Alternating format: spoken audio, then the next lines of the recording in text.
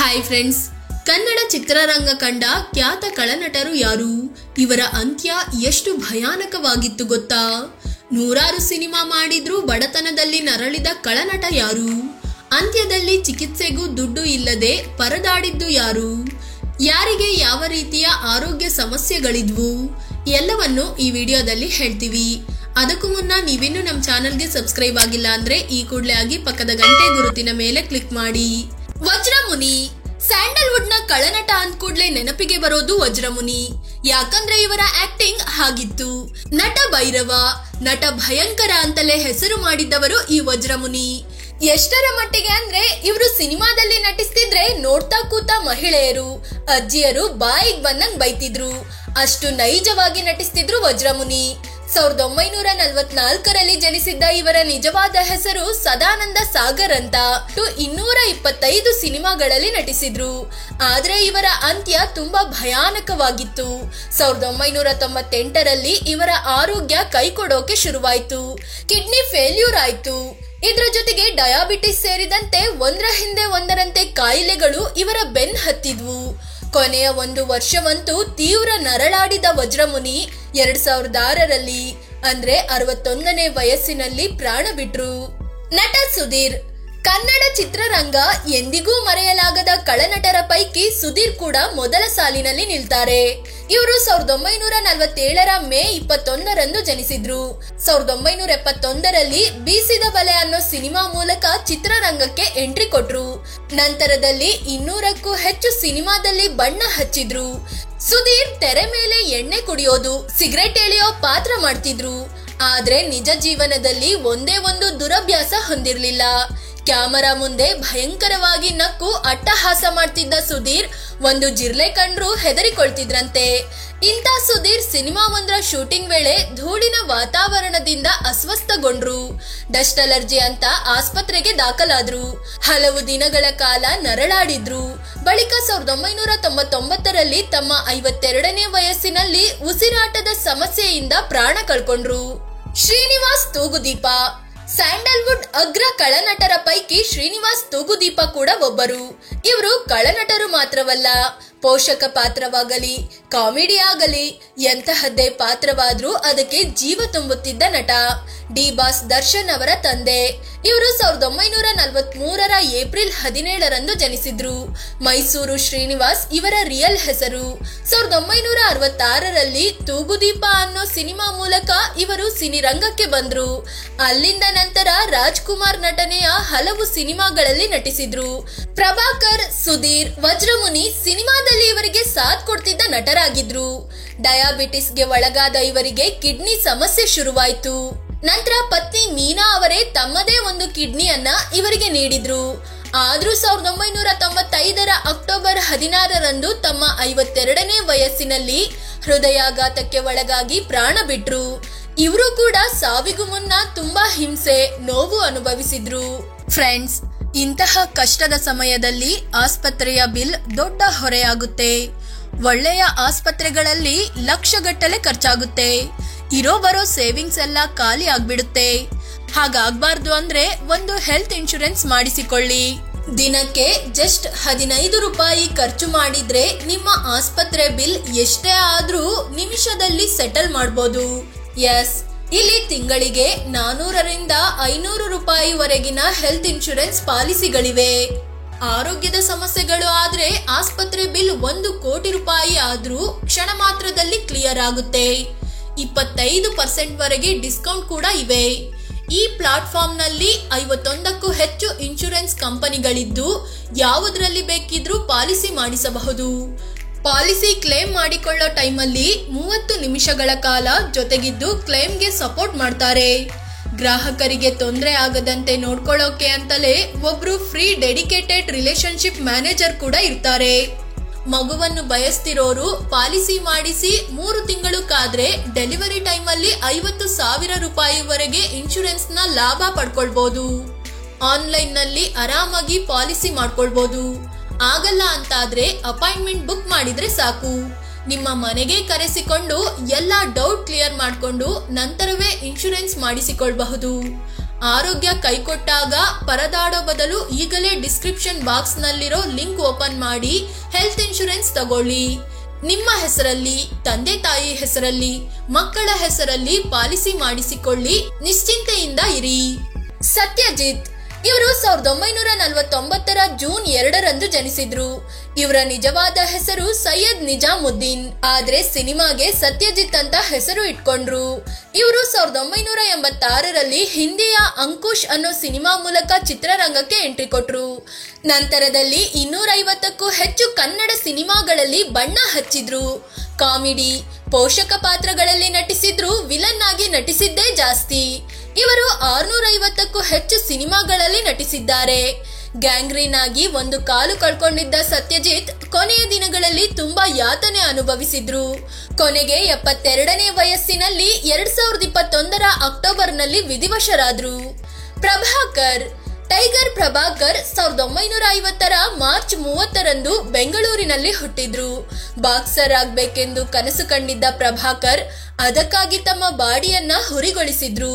1967 ಕಾಡಿನ ರಹಸ್ಯ ಅನ್ನೋ ಸಿನಿಮಾ ಮೂಲಕ ಚಿತ್ರರಂಗಕ್ಕೆ ಎಂಟ್ರಿ ಕೊಟ್ರು. ಮೊದಲಿಗೆ ಖಳನಟನಾಗಿ ಸೈಡ್ ರೋಲ್ ನಲ್ಲಿ ನಟಿಸಿದ ಪ್ರಭಾಕರ್ ನಂತರದಲ್ಲಿ ಹೀರೋ ಆದ್ರು. ಹಲವು ಸಿನಿಮಾಗಳನ್ನು ನಿರ್ದೇಶಿಸಿ ನಿರ್ಮಾಣ ಕೂಡ ಮಾಡಿದ್ರು. ಆಕ್ಷನ್ ಹೀರೋ ಅನ್ನೋ ಬಿರುದು ಪಡ್ಕೊಂಡ ಇವರು ಕಾಮಿಡಿಗೂ ಸೈ ಎನಿಸಿದ್ರು. ಕನ್ನಡ ಇಂಡಸ್ಟ್ರಿಯಲ್ಲಿ ಆಲ್ರೌಂಡರ್ ಅಂತ ಕರೆಸಿಕೊಂಡಿದ್ರು. 450ಕ್ಕೂ ಹೆಚ್ಚು ಸಿನಿಮಾಗಳಲ್ಲಿ ನಟಿಸಿದ್ದ ಪ್ರಭಾಕರ್ಗೆ 1980 ಬೈಕ್ ಆಕ್ಸಿಡೆಂಟ್ ಆಯ್ತು. ಅಲ್ಲಿಂದ ಇವರ ಆರೋಗ್ಯ ಕೈಕೊಡ್ತಾ ಬಂತು. ಡಯಾಬಿಟಿಸ್ ನಿಂದ ಬಳಲಿದ ಪ್ರಭಾಕರ್ ಗ್ಯಾಂಗ್ರೀನ್ಗೆ ತುತ್ತಾದ್ರು. ಪರಿಣಾಮ ಇವರ ಕಾಲು ಕೊಳೆಯುತ್ತಾ ಬಂತು. ಹುಳ ಆಗಿತ್ತು. ಆ ಹುಳುವಿಗೆ ದನದ ಮಾಂಸ ಕಟ್ಟಿಕೊಳ್ತಿದ್ರು ಎನ್ನುವ ಗಾಸಿಪ್ ಬೇರೆ ಇತ್ತು. ಕೊನೆಗೆ ತನ್ನ ವೈಯಕ್ತಿಕ ಜೀವನದ ನೋವು ಮರೆಯಲು ಹೆಚ್ಚು ಡ್ರಿಂಕ್ಸ್ ಮಾಡೋಕೆ ಶುರು ಮಾಡಿದ್ರು.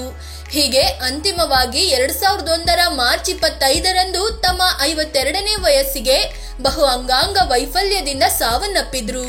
ಮುಸುರಿ ಕೃಷ್ಣಮೂರ್ತಿ ಕಾಮಿಡಿ ಮಾಡ್ಕೊಂಡೇ ವಿಲನ್ ಪಾತ್ರ ಮಾಡೋದ್ರಲ್ಲಿ ಎತ್ತಿದ ಕೈ ಈ ಮುಸುರಿ ಕೃಷ್ಣಮೂರ್ತಿ. ಇವರು 1930 ಜನಿಸಿದ್ರು. 1943 ವಾಣಿ ಅನ್ನೋ ಕನ್ನಡ ಸಿನಿಮಾ ಮೂಲಕ ಚಿತ್ರರಂಗಕ್ಕೆ ಎಂಟ್ರಿ ಕೊಟ್ರು. ನಂತರ ನಿರ್ದೇಶನ, ನಿರ್ಮಾಣದಲ್ಲೂ ತೊಡಗಿಸಿಕೊಂಡ ಇವರು 150ಕ್ಕೂ ಹೆಚ್ಚು ಚಿತ್ರಗಳಲ್ಲಿ ಬಣ್ಣ ಹಚ್ಚಿದ್ರು. ಹೃದಯಾಘಾತಕ್ಕೆ ಒಳಗಾಗಿ ಪ್ರಾಣ ಕಳ್ಕೊಂಡ್ರು. ಆಗ ಅವರಿಗೆ ಆಗಿದ್ದಿದ್ದು 55 ವರ್ಷ. ಧೀರೇಂದ್ರ ಗೋಪಾಲ್ ಕನ್ನಡ ಕಂಡ ಪ್ರತಿಭಾನ್ವಿತ ನಟರಲ್ಲಿ ಇವರು ಒಬ್ರು. ಖಳನಟನ ಪಾತ್ರದ ಜೊತೆಗೆ ಕಾಮಿಡಿ ಮಾಡಿಕೊಂಡು ತಮ್ಮದೇ ಆದ ಹೆಜ್ಜೆ ಬಿಟ್ಟು ಹೋಗಿದ್ದಾರೆ. ಅದರಲ್ಲೂ ಇವರ ವಾಯ್ಸ್, ಡೈಲಾಗ್ ಡೆಲಿವರಿ ಮಾಡೋ ಸ್ಟೈಲ್ ತುಂಬಾ ಭಿನ್ನವಾಗಿತ್ತು. 1940 ಏಪ್ರಿಲ್ 12 ಜನಿಸಿದ ಇವರು 1972 ನಾಗರಹಾವು ಸಿನಿಮಾದಲ್ಲಿ ಮೊದಲ ಬಾರಿಗೆ ನಟಿಸಿದ್ರು. ನಂತರದಲ್ಲಿ 180ಕ್ಕೂ ಹೆಚ್ಚು ಸಿನಿಮಾದಲ್ಲಿ ಬಣ್ಣ ಹಚ್ಚಿ ಸೈ ಎನಿಸಿಕೊಂಡ್ರು. ದೀರ್ಘಕಾಲ ಅನಾರೋಗ್ಯದಿಂದ ಬಳಲಿದ ಧೀರೇಂದ್ರ ಗೋಪಾಲ್ 2000ನೇ ಇಸವಿಯಲ್ಲಿ ಅಂದ್ರೆ ತಮ್ಮ 60ನೇ ವಯಸ್ಸಿನಲ್ಲಿ ಇಹಲೋಕ ತ್ಯಜಿಸಿದ್ರು. ಹೃದಯಾಘಾತ ಅವರ ಸಾವಿಗೆ ಕಾರಣವಾಗಿತ್ತು.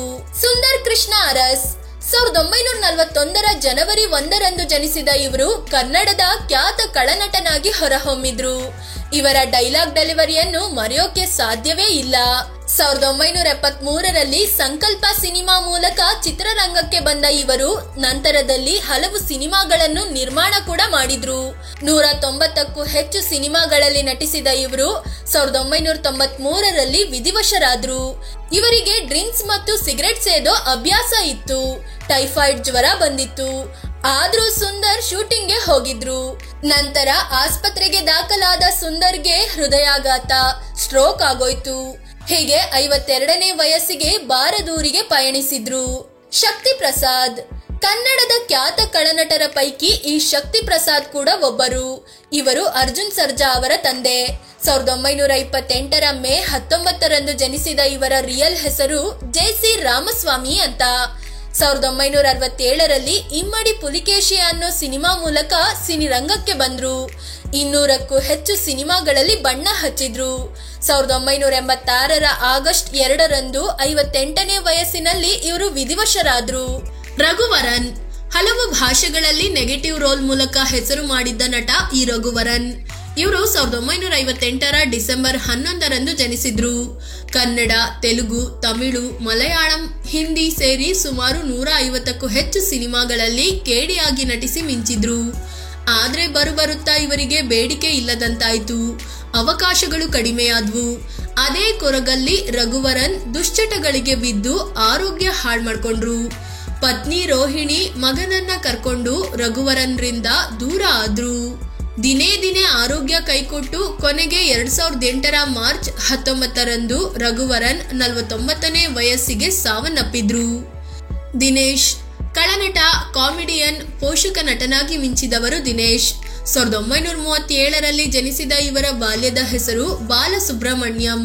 ಇವರು ಸುಮಾರು 350 ಚಿತ್ರಗಳಲ್ಲಿ, ಹಲವಾರು ನಾಟಕಗಳಲ್ಲಿ ಬಣ್ಣ ಹಚ್ಚಿದ್ರು. ನಾಂದಿ ಅನ್ನೋದು ಇವರ ಮೊದಲ ಚಿತ್ರವಾಗಿದ್ದು, ಕೊನೆಯದಾಗಿ ಉದ್ಭವ ಅನ್ನೋ ಸಿನಿಮಾದಲ್ಲಿ ನಟಿಸಿದ್ರು. ಇಂಥ ದಿನೇಶ್ 1990ರಲ್ಲಿ ತಮ್ಮ 53ನೇ ವಯಸ್ಸಿನಲ್ಲಿ ಹೃದಯಾಘಾತದಿಂದ ವಿಧಿವಶರಾದ್ರು. ಮೈಸೂರು ಲೋಕೇಶ್ ಕನ್ನಡ ಚಿತ್ರರಂಗದ ಖ್ಯಾತ ಹಾಸ್ಯ ಮತ್ತು ಕಳನಟರಲ್ಲಿ ಮೈಸೂರು ಲೋಕೇಶ್ ಕೂಡ ಒಬ್ಬರು. ಇವರು 1947ರ ಏಪ್ರಿಲ್ 29ರಂದು ಜನಿಸಿದ್ರು.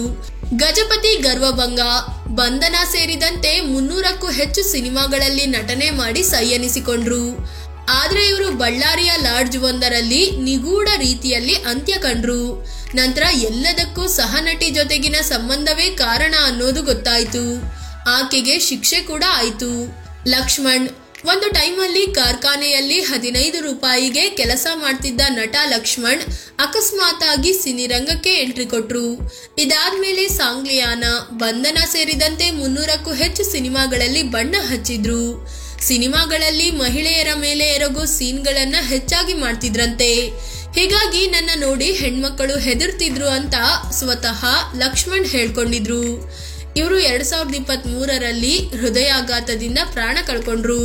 ಫ್ರೆಂಡ್ಸ್, ಇದು ಕನ್ನಡ ಚಿತ್ರರಂಗದ ಕಳನಟರು ಬೇಗನೆ ವಿಧಿವಶರಾಗಿದ್ದು ಹೇಗೆ, 100 ಸಿನಿಮಾಗಳಲ್ಲಿ ನಟಿಸಿದ್ರು ಅಂತ್ಯದಲ್ಲಿ ಚಿಕಿತ್ಸೆಗೂ ದುಡ್ಡಿಲ್ಲದೆ ಪರದಾಡಿದ್ದು ಹೇಗೆ ಅನ್ನೋದನ್ನ ತಿಳಿಸಿಕೊಡುವ ಪ್ರಯತ್ನ. ಚಿಕಿತ್ಸೆ ಟೈಮಲ್ಲಿ ಇಂಥ ಪರಿಸ್ಥಿತಿ ಬರಬಾರದು ಅಂದ್ರೆ ನಾವು ಆಗಲೇ ಹೇಳಿದ ಹಾಗೆ ಡಿಸ್ಕ್ರಿಪ್ಷನ್ ಬಾಕ್ಸ್ ನಲ್ಲಿರೋ ಲಿಂಕ್ ಓಪನ್ ಮಾಡಿ ನಿಮಗೂ ನಿಮ್ಮ ಕುಟುಂಬದವರಿಗೂ ಹೆಲ್ತ್ ಇನ್ಶೂರೆನ್ಸ್ ಮಾಡಿಸಿಕೊಳ್ಳಿ. ಧನ್ಯವಾದ.